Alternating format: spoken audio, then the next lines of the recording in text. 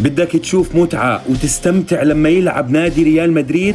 غمض عيونك عبين ما المعلق يحكي وصلت الكرة إلى كيليان امبابي. هون افتح عيونك واستمتع يا أخي، هون افتح عيونك وبضمن لك 100% متعة راح تشاهدها طول المباراة لما يستلم الكرة كيليان امبابي.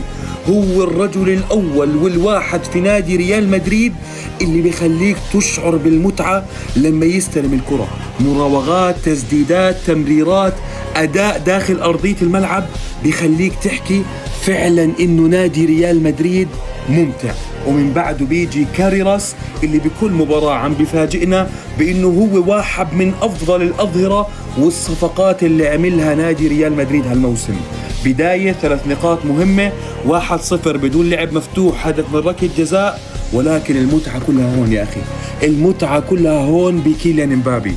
بداية موفقة للنادي الملكي والقادم أفضل بإذن الله.